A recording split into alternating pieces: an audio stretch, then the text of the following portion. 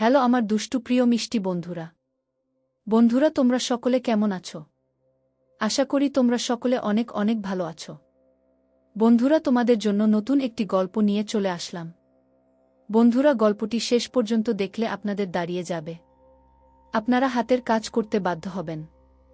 চলুন বন্ধুরা কথা না বাড়িয়ে গল্পটি শুরু করি। ভাবতে পারছিস বিষয়টা তিনু? তুই হিসু টিসু না পুরুপটিতে চলে গিয়েছিলি। আজ সেই তিনুরানী নাকি আমার বউ, তার সাথে নাকি আমি এখন রোম্যান্স করছি। হাই কপাল! কটমট করে তাকায় টিয়ানা। ফুঁসে ওঠে সে। মেঘালয়কে ঠেলে নিজের থেকে সরিয়ে শোয়া থেকে উঠে বসে সে। টিয়ানাকে রাগে ফোঁস ফোঁস করতে দেখে হো হো করে হেসে দেয় মেঘালয়। তাতে টিয়ানা আরও রেগে যায়। রেগে গিয়ে মেঘালয় পিঠে মারতে থাকে। মেঘালয় হেসে টিয়ানার হাত করে ধরে। টিয়ানা দমে না গিয়ে মেঘালয়ের নাকে কামড় দেয়।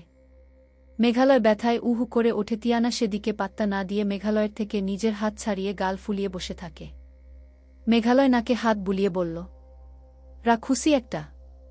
আহ, আমার নাক! তোর মতো রাক্ষুসি বু কারো কপালে জুটেনি হয়তো। আমি এক পিস যার ভাগ্যে এমন একটা রাক্ষুসি জুটেছে। মেঘালয়ের কথাকে পাত্তা না দিয়ে সিরিয়াস কণ্ঠে বলে উঠল টিয়ানা। আপনার কি সত্যিই প্রেমিকা আছে? নাক থেকে হাত সরিয়ে পূর্ণ দৃষ্টিতে টিয়ানার দিকে তাকায় মেঘালয়। কিছু একটা ভেবে সিরিয়াস ভাবে বলল, হ্যাঁ। থমকায় টিয়ানা বিস্মিত চোখে মেঘালয়কে দেখে সে। তবে বেশিক্ষণ তাকিয়ে থাকতে পারে না। বিছানা থেকে উঠে ঘর থেকে বেরিয়ে যায়। মেঘালয় টিয়ানার যাওয়ার পানে তাকিয়ে দীর্ঘশ্বাস ফেলে চোখ বন্ধ করে শুয়ে পড়ে। নিজ মনে বলল সে, আই এম সরি তিনু। তোকে কষ্ট দেওয়ার জন্য কিন্তু এটা দরকার। যেদিন সত্যিটা সামনে আসবে সেদিন পৃথিবীর সব থেকে সুখী মানুষ হবি তোরা তিনজন, তুই এবং তারা। ও হ্যাঁ, শুধু তোরা তিনজন না, আরও একজন আছে ভেবে হালকা হাসে মেঘালয়। সে শুধু চাচ্ছে এসবে টিয়ানা অতিষ্ঠ হয়ে যাবে, আর সেটা যেদিন সাদিদের কানে যাবে ঠিক তখন সেটা সিক্রেট। হেসে পাশে থাকা কোলবালিশ জড়িয়ে ধরে ঘুমানোর চেষ্টা করে মেঘালয়। অবন্তীর বাড়ির সামনে গিয়ে ঘুরঘুর করছে তিলাত। কখনো ফুটপাতে বসে নখ খুঁটছে বা উঠে রাস্তারে মাথা থেকে ও মাথা পায়চারি করছে। মাথায় কিছু খেলছে না তিলাতের। তার মন শুধু একটা কথাই বলছে, তোর অবন্তীকেই চাই তিলাত। You fell in love with him. খানিকক্ষণ পায়চারি করে অবন্তীদের ফ্ল্যাটের দিকে তাকিয়ে উকিঝুঁকি মারে সে। তবে অবন্তীর দেখা নেই। রেগে পা দিয়ে রাস্তায় বাড়ি মারে তিলাত, কিন্তু ব্যথাটা সেই পায়। পা ধরে ফুটপাতে বসে পড়ে। এখন নিজের উপর নিজের রাগ হচ্ছে তিলাতের। এর চেয়ে আগেই তো ভালো লাগত। একসাথে কয়েকটা প্রেম, টাইম পাস, জীবন বিন্দাস ছিল। এখন বুড়ো বয়সে প্রেমে পড়ে বাচ্চা বাচ্চা ছেলেদের মতো থাকো দাঁড়িয়ে। ভাঙ্গা স্বরে গান ধরে তিলাত। অন্তি তুই অপরাধী রে। তোর ইনোসেন্ট চেহারা দেখিয়ে তোর প্রেমে ফেললি রে। এখন কই লুকাইলি রে, তুই অপরাধী রে। নিজের কাকের মতো ক্যা ক্যা করা কণ্ঠের উপর বিরক্ত হয় তিলাত। গান বাদ দিয়ে মেঘালয়কে ফোন দেয় সে। ফোন ধরে গাইল দেয়া শুরু করে মেঘালয়। শালার ঘরে শালা, আমার ঘুমের উপর তোদের গোষ্ঠীর এত কিসের শত্রুতা? মেঘালয়ের গালিতে বিরক্ত হয় তিলাত, যাকে বলে চরম বিরক্ত। কিন্তু মেঘালয়কে তার এখন দরকার, তাই তাকে না চটানি ভালো।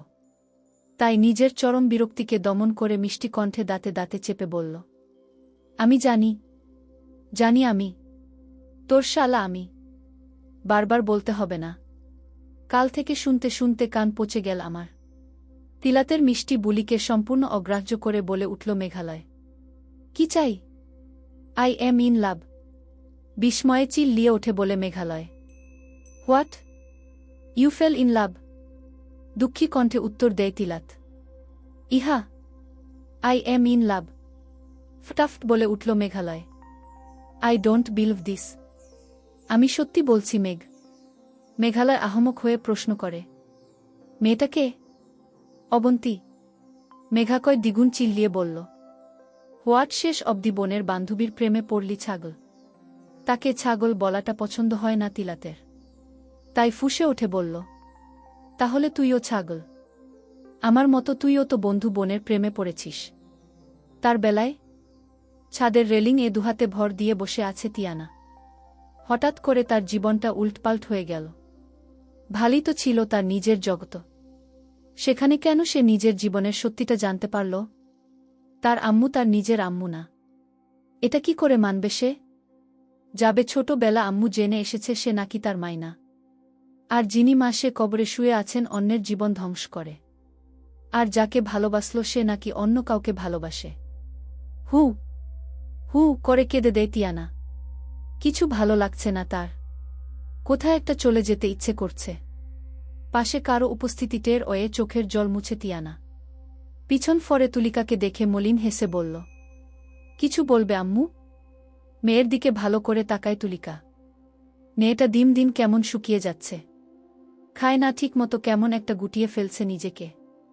যে মেয়েটা বাড়ি মাতয়ে রাখে সে এখন প্রয়োজন ছাড়া কারো সাথে কথাও বলছে না। মেয়ের এক গালে হাত রেখে বলে, কি হয়েছে বলতো? কি হবে? কিছু না। সন্দেহ নিয়ে বলে তুলিকা, কিছু একটা হয়েছে। না হলে আমার মেয়ে এভাবে চুপ থাকতে পারে না। মায়ের চোখ চোখ রেখে মলিন হেসে বল তিয়ানা, তোমার মেয়ে? হঠাৎ তিয়ানার এমন কথা বুকে ধক করে ওঠে তুলিকা। নিজের মনের ওঠা ঝড়কে দমিয়ে অনেকটা আত্মবিশ্বাসের সাথে হেসে বলে উঠে, হ্যাঁ আমার মেয়ে। এখন বলতো কি হয়েছে? এমন চুপচাপ কেন তুই? মেঘ একা ঘরে ও কি ভাবছে বলতো? মায়ের কথায় কিছুটা রাগ নিয়ে বলে তিয়ানা, তোমার মেঘ কি কখনো এই বাড়িতে একা থাকেনি আম্মু? কিন্তু তখনের থাকা আর এখনের থাকা এক নয়। এখন সে এই বাড়ির নতুন জামাই। তোর বর হয়। আমি বর হতে বলেনি আম্মু। ধমকে ওঠে তুলিকা। তিনু, এসব কোন ধরনের কথা? আগে যে সম্পর্কই থাকুক না কেন, এখন মেঘ তোমার স্বামী, তাই তাকে তার যোগ্য সম্মান দিয়ে কথা বলবে। রাগ নিয়ে বলে উঠে তিয়ানা, তাকে স্বামী হতে কেউ বলেনি আম্মু। তোমরা আমাকে বিয়েতে জোর করেছ। এমনকি মেঘ ভাইয়াকেও তোমরা জোর করেছ। তিয়ানার শেষের কথাটা শোনা মাত্র ভ্রু কুঁচকে ফেলে তুলিকা। বলল, মানে? কথা ঘুরায় তিয়ানা। আমতা আমতা করে বলল, কিছু না। একটু থেমে বলল, এটা সত্যি আম্মু?